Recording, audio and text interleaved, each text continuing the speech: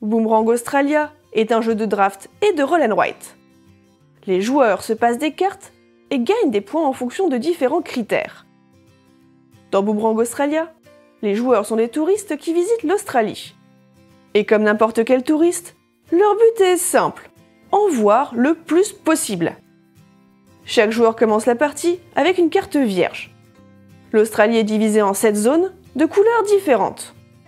Chaque zone comporte 4 sites touristiques, représentés par des cercles avec des lettres. Une partie de Boomerang Australia se joue en 4 manches indépendantes. Au début de chaque manche, les joueurs reçoivent 7 cartes.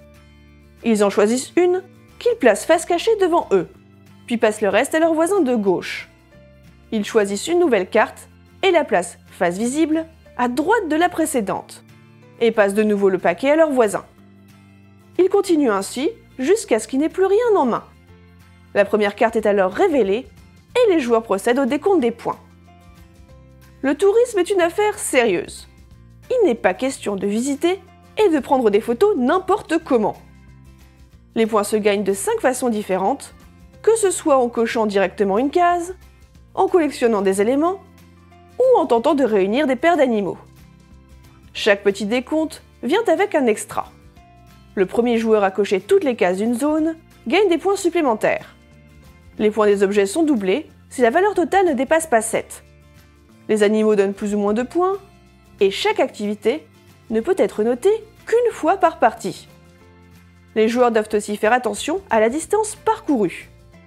À la fin de chaque manche, ils regardent le chiffre inscrit sur leur première et leur dernière carte, et soustraient le plus petit chiffre au plus grand. Le joueur qui a le plus de points à la fin de la 4e manche gagne le titre de meilleur touriste de l'année. Pour conclure, Boomerang Australia est un jeu de roll and write assez classique à première vue. Mais le draft apporte une bonne dose d'interaction et de choix difficiles.